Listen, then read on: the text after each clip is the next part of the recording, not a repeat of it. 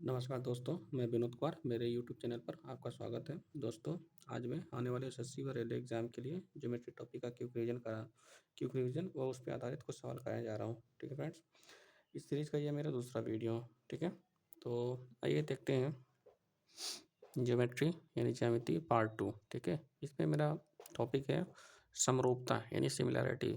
Similarity पे आधारित हमारे ज्योमेट्री में कई सवाल आते हैं और यदि ये कॉन्सेप्ट में समझ आए तो बहुत आसानी से हमारा सवाल सॉल्व हो जाता है। ठीक है, तो देखते हैं समरूपता यानी सिमिलरिटी के क्या कंडीशन है। ठीक है, जैसे हमारा दो त्रिभुज दे रखा हो ए बी सी और त्रिभुज डी ई एफ। ठीक है, तो यदि दो त्रिभुज के संगत कोण बराबर हो, जैसे इसमें कोण ए बराबर कोण डी हो या कोण बी बराबर कोण ई हो, तो तीसरा कोण ऑटोमेटिक बराबर हो जाएगा। ठीक है, तो ये लिखा है कि दो त्रिभुज के संगत कोण बराबर हो और दोनों त्रिभुज की संगत भुजाओं का अनुपात बराबर होगा। ठीक है, बराबर होगा। बराबर कोणों के सामने की भुजा ही संगत भुजा होती है। बराबर कोणों के सामने की भुजा ही संगत होती है। मतलब यदि ये कोण इसके बराबर है तो इसके सामने की भुजा पी सी इसके सामने की भुजा ई एफ के बराबर होगी। ठीक है, यह संगत भुजा होगी। अब जैसे हम लिखते हैं त्रिभुज ए बी सी और त्रिभुज डी ई एफ। ठीक है, इसमें कोण ए कोण डी के बराबर, कोण बी कोण ई के बराबर, कोण सी कोण एफ के बराबर। तो उसी को हमने यहाँ लिख रखा है। जो कोण ए है वो डी के बराबर होगा, बी है ई के बराबर होगा और सी जो है वो एफ के बराबर होगा। ठीक है, या उसको हमने लिख रखा है कोण ए बराबर कोण डी। ठीक है, यदि हमारा कोण ए बराबर कोण डी है तो इसके सामने की भुजा बी सी बराबर ई एफ के होगा, बी सी बराबर ई एफ के होगा। कोण बी बराबर कोण ई, कोण बी बराबर कोण ई, इसके सामने की वजह ए सी बराबर डी एफ के होगा, ए सी बराबर डी एफ के। उसी तरह कोण सी बराबर कोण एफ, तो ए बी बराबर डी ई के। अर्थात यदि इसको हम रेशियो में लिख लें तो क्या हो जाएगा, B C upon E F बराबर ए सी अपन डी एफ बराबर ए बी अपन डी ई के।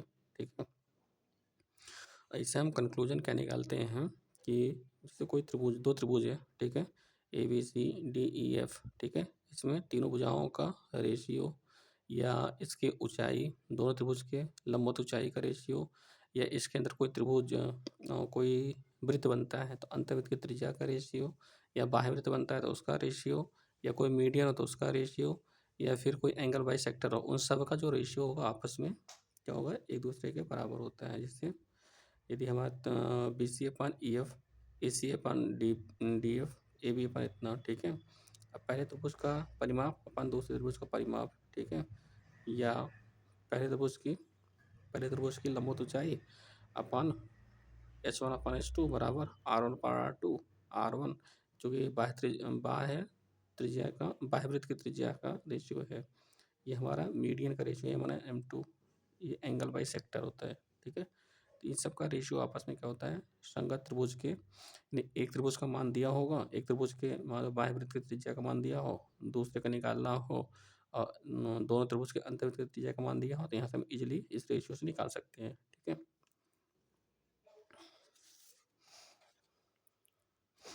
और वो तो मान लो हमारा हो गया भुजा। अब मान लो यदि क्षेत्रफल निकालना हो तो कैसे निकालते हैं। जैसे हमारा मान लेते हैं त्रिभुज ए बी सी है और दूसरा त्रिभुज डी ई एफ है। ठीक है, इसमें हमारी लंबवत ऊंचाई एच वन और इसकी लंबवत ऊंचाई एच टू मान लेते हैं। ठीक है, तो हमने फिर से लिख लिया कि त्रिभुज ए बी सी समांक्षम होगा, सॉरी सिमिलर होगा त्रिभुज डी ई एफ के। ठीक, यदि हमको त्रिभुज ए बी सी का एरिया निकालना तो कैसे निकालेंगे, एक बटा दो गुणे इस त्रिभुज के लिए बेस हो जाएगा, मतलब आधार हो जाएगा।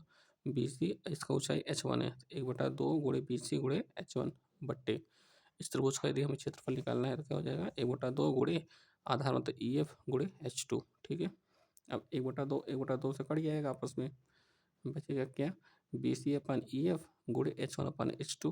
ठीक, अब चूँकि हम पिछले फॉर्मूले से देख रखे थे कि H one upon H to किसके बराबर होता है, बी सी अपन मतलब किसी भी त्रिभुज, किसी दो त्रिभुज के संगत भुजाओं के बराबर होता है। ठीक है, यानी H one upon H to की जगह हम B C upon E F लिख सकते हैं। ठीक है, तो इसका मतलब B C upon E F बराबर H one upon H two, या H one upon H two upon B C upon E F हो जाएगा।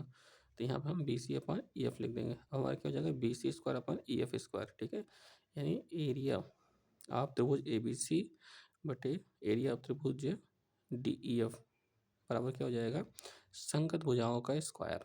संगत भुजाओं के अनुपात का स्क्वायर निकाल लेंगे तो हमारा क्या हो जाएगा, दोनों त्रिभुज के क्षेत्रफल का अनुपात हो जाएगा। ठीक है, हमें मान लो निकालना हो त्रिभुज ए बी सी का क्षेत्रफल बटे त्रिभुज डी ई एफ का क्षेत्रफल। मान लो यदि हमको ये ए भुजा दिया हो, इससे निकाल सकते हैं, या ए बी डी ई दिया हो तो इससे निकाल सकते हैं, या ए सी डी एफ दिया हो तो इससे निकाल सकते हैं। तो उसी को हमने यहाँ पे लिख रखा है। ठीक है, आइए अब हम एक सवाल के माध्यम से समझते हैं। ठीक है, जैसे हमको कह रहा है कि दिए गए चित्र में मतलब त्रिभुज ए बी सी और डी ई एफ में हमारा 3 कोण दिया है, अल्फा बीटा गामा। ठीक है, उसी तरह यहाँ भी अल्फा अल्फा बीटा गामा। ठीक है, अब चूंकि अल्फा यहाँ है, ठीक है, और इस त्रिभुज में अल्फा यहाँ पे है, तो अल्फा के सामने हमने ए मान लिया, बीटा के सामने बी मान लिया और गामा के सामने हमने सी मान लिया भुजा। ठीक है, हमें यही पूछ रहा है कि ए बी सी का रेशियो क्या होगा। ठीक है, तो सिमिलरिटी समरूपता से त्रिभुज ए बी सी बराबर सिमिलर कौन किससे होगा, हमारा अल्फा कहाँ पे है, अल्फा हमारा यहाँ पे एफ डी ई। तो त्रिभुज ए बी सी समरूप होगा किसके, त्रिभुज एफ डी ई के। ठीक है, इस तरह से हमारा क्या हो जाएगा, अल्फा के सामने बी सी अपान इसमें अल्फा के सामने क्या है डी ई बराबर बीटा के सामने ए सी अपान इसमें बीटा के सामने क्या है ई एफ। ठीक है, तो ए सी अपान ई एफ, और गामा के सामने इसमें क्या है ए बी और इसमें गामा के सामने क्या है एफ डी है या डी एफ है, डी एफ। ठीक, अब हमें जो जो मान दिया उसको हम रख लेते हैं। हमें बी सी का मान ए दिया था ए बटे, और डी ई का मान कितना दिया, डी ई का मान 10, तो ए बटे 10 बराबर बी का मान सॉरी ए सी का मान बी दिया है, और ई एफ का मान कितना दिया है ई एफ का मान गया ई 12, उसी तरह सी ए बटन 14। ठीक है, आपको ए अनुपात बी अनुपात सी निकालना था, तो हम क्या करते हैं इन सब के बराबर के मान लेते हैं। तो ए बराबर 10 के, बी बराबर इतना इतना। ठीक है, उसका रेशियो निकालेंगे तो क्या हो जाएगा के कट जाएगा, तो क्या बचेगा हमारा 10 अनुपात 12 अनुपात 14। ठीक है, इसको और सिंप्लीफाई कर लेंगे, 2 5 10, 2 6 12, 2 7 14, कितना हो जाएगा ए अनुपात बी अनुपात सी का अनुपात कितना हो जाएगा 5 अनुपात 6 अनुपात 7। ठीक है, आइए कुछ और सवाल देखते हैं। जैसे दी गए चित्र में जो हमारा जो ये फिगर दिया हुआ है ए बी सी, ठीक है, कोण बी ए सी बराबर बी सी डी के, मतलब कोण ए जो है कोण सी के बराबर है। ठीक है, यानी ये जो कोण है वो इस त्रिभुज के लिए कोण ए और इस बी सी डी के लिए कोण सी आपस में क्या है बराबर है। ए बी का मान कितना दे रखा है 50 सेंटीमीटर, और बी डी का मान कितना दे रखा है 18 सेंटीमीटर हो। तो त्रिभुज ए बी सी व त्रिभुज बी सी डी, मतलब इस बड़े वाले त्रिभुज और छोटे वाले त्रिभुज बी सी डी के परिमाप का अनुपात क्या होगा। ठीक है, अब इसमें हमको देखना है कि ये जो कि ये कोण बड़े वाले त्रिभुज में ए बी सी में, ये कोण छोटे वाले त्रिभुज में सी के बराबर दे रखा है।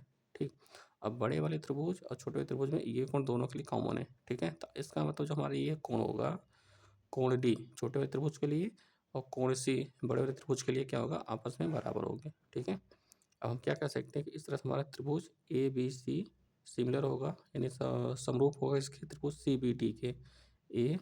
ठीक है, तो ए बी सी यानी सी बी डी के। ठीक, हम देख लेते हैं। ठीक है, इसके सामने हमारा कितना दिया हुआ है, ए के सामने कितना है बी सी।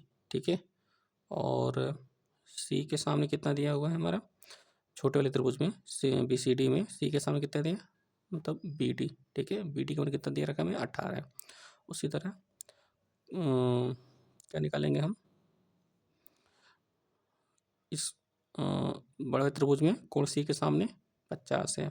ठीक है, और छोटे वाले त्रिभुज में कोण डी के सामने कितना है 20 हो जाएगा। ठीक है, तो 20 अपान 18 बराबर 50 बटे 20। ठीक है, 20 स्क्वायर हो जाएगा और 50 गुणे 18 मतलब 900 हो जाएगा। तो 20 स्क्वायर बराबर 900, तो 20 बराबर 30 सेंटीमीटर के। ठीक है, अब त्रिभुज ए बी सी का परिमाप और त्रिभुज बी सी डी का परिमाप, ठीक है, उनके एक भुजा में पता चल जाए दोनों त्रिभुज का, तो हम उसका रेशियो निकाल लेंगे। तो हम देख रहे हैं इसका हमें पहले से पता था, यदि हम इसका निकाल लें तो हमारा क्या कहते हैं जो पूछा जा रहा है वो हमारा हो जाएगा। तो त्रिभुज ए बी सी का परिमाप बी सी अपन त्रिभुज बी सी डी का परिमाप बी डी बराबर बी सी का मान हमने 30 निकाल लिया और इसका हमने कितना निकाल लिया 18। अच्छा, हमें यही क्यों ले रहा है? क्योंकि हम ये कोण को कॉमन मान के चल रहे हैं कि कोण ए हमारा जो है बराबर कोण सी के। इसके सामने की भुजा BC यानी 30 बराबर कोण सी के सामने की भुजा 18। ठीक है, तो 30/18 यानी 6×5 = 30 और 6×3 = 18 यानी 5/3 यानी 5:3 का रेशियो हो जाएगा। मतलब दिए गए सवाल में हमारा त्रिभुज ABC और त्रिभुज BCD के परिमाण का अनुपात क्या हो जाएगा? 5:3। ठीक है, आइए एक और सवाल देखते हैं। और ये सब सवाल हमारे क्या होते हैं कि CGL में कई बार पूछे जा चुके हैं। ठीक है, मोस्ट रिपीटेड क्वेश्चन है। दिए गए चित्र हमारा क्या है? ABC और DEC। ठीक है, दो तरह के त्रिभुज हैं। ठीक है, तो इसमें कुछ मान दे रखा है। जैसे BC का मान कितना दिया हुआ है? 9।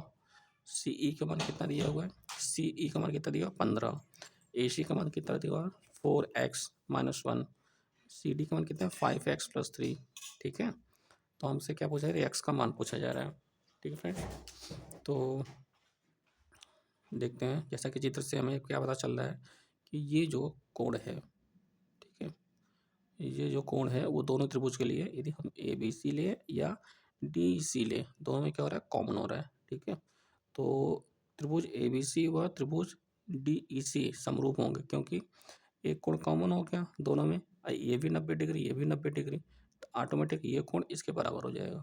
ठीक, अब हम सी जो जो हमें वैल्यू पता है उसको हम देख लेते हैं। ठीक है, तो BC यानी हम इस कोण के सामने का मान कितना है? BC यानी, और इस कोण के सामने इसमें कितना दिया होगा? क्या कहते हैं? EC। BC/EC बराबर। ठीक है, अब हम क्या देख लेते हैं? 90 डिग्री के सामने का कोण। इस त्रिभुज में 90 डिग्री के सामने क्या है? AC दिया हुआ है, और इस त्रिभुज में 90 डिग्री के सामने क्या दे रखा है? DC दे रखा है या CD दे रखा है। बस, अब जो जो मान दिया उसको रख लेंगे। BC का मान कितना दिया हुआ है? 9 बटे EC का मान कितना दिया हुआ था? 15। तो 9/15 बराबर AC का मान कितना दिया था? 4x - 1, और CD का मान कितना दिया था? 5x + 3। अब इसको सॉल्व कर लेते हैं। 3 त्रिक का 9, 3×5 = 15, 3/5 बराबर 4x - 1 बटे 5x + 3। इसका इसमें गुणा का, इसका इसमें कर देंगे। 3×5 = 15 + 9 बराबर 4×5 = 20 - 5। ठीक है, अब 20 में से 15 गया, 5x बराबर, ये इधर जाएगा प्लस हो जाएगा, तो 9×5 = 14। 5x बराबर 14 के, तो x बराबर 5 × 10, अब 5×8 = 40, यानी x का मान कितना होगा? 2.8 सेंटीमीटर। ठीक है फ्रेंड्स, इस तरह से हमसे जो पूछा जा रहा था, x मान कितना हो गया? 2.8 सेंटीमीटर। ठीक है फ्रेंड्स, आइए एक और सवाल देखते हैं। ये भी हमारा SSC के मेंस में कई बार पूछा गया सवाल है। दिए गए चित्र में PA, QB और RC भुजा AC पर लंब हो तो XYZ में क्या रिलेशन है वो बताना है। ठीक है, तो हम देख रहे हैं कि हमारे ABC पे PA लंब है, QB लंब है, RC लंब है। ठीक है, PA का मान x दिया हुआ है और इसका मान हमें कितना दिया हुआ है? Z। इसका मान क्या दे रहा है? y। ठीक है, अब इसमें भी हमें वही देखना है कि हम, यदि हम सिर्फ इस त्रिभुज को लेके चलें, ठीक है, तो इसमें हम क्या देख रहे हैं? यहाँ से यहाँ, मतलब ये त्रिभुज और ये बड़ा वाला त्रिभुज क्या होगा? सिमिलर होगा। उसी तरह यदि हम इस त्रिभुज को लेकर चलें और ये छोटे वाले त्रिभुज को, तो बड़े वाले त्रिभुज और छोटा वाला त्रिभुज क्या होगा? सिमिलर होगा। बस उसी बेस पे हमको कंक्लूजन कर देना है। तो त्रिभुज PAC और त्रिभुज मतलब PAC और QBC क्या है? समरूप है। तो क्या हो जाएगा हमारा? छोटे त्रिभुज में QBC में C के सामने Z है, अब बड़े त्रिभुज में क्या हो जाएगा? X है, तो Z/X बराबर। ठीक है, अब छोटे त्रिभुज में इस कोण के सामने कितना है? BC, और बड़े त्रिभुज में इस कोण के सामने कितना है? AC, तो BC/AC। इसको मान लिया हमने इक्वेशन 1। उसी तरह यदि हम इसको देखें तो इसमें Z/ क्या हो जाएगा? इस कोण के सामने छोटे त्रिभुज Z है और इसी कोण के सामने बड़े त्रिभुज में क्या है? Y है, तो Z/Y बराबर क्या हो जाएगा? इस कोण के सामने क्या हो जाएगा आपका? AB, और इस कोण के सामने टोटल क्या होता जाएगा? AC, AB/AC। ठीक है, अब हम क्या करते हैं? समीकरण 1 और समीकरण 2 को आपस में जोड़ देते हैं। तो Z/X + Z/Y बराबर B/AC प्लस AB/AC। चूँकि AC नीचे है हर बराबर, तो आप अंश आपस में जुड़ जाएगा। तो यहाँ से Z कॉमन लेंगे, 1/x + 1/y ब्रैकेट में इंटू Z बराबर BC + AB, मतलब BC + AB, मतलब ये तो टोटल कितना हो जाएगा? AC हो जाएगा। AC/AC कितना हो जाएगा? 1 हो जाएगा। ठीक है, तो जेड ब्रैकेट में 1/x प्लस 1/y बराबर 1 के या 1/x प्लस 1/y बराबर 1/z के। मतलब ये जो तीनों में रिलेशन हमसे पूछा गया था उसका कौन सा आंसर हो जाएगा, सी ऑप्शन। ठीक है फ्रेंड्स, तो दोस्तों वीडियो कैसा लगा कमेंट करके जरूर बताएं, ताकि अगले वीडियो में उसमें सुधार किया जा सके। और आपका कोई भी डाउट हो तो कमेंट के माध्यम से बताएं। दोस्तों वीडियो को लाइक शेयर एंड चैनल को सब्सक्राइब करके बेल आइकन पर क्लिक करें, ताकि कोई भी नोटिफिकेशन आप तक सबसे पहले पहुंचे। धन्यवाद।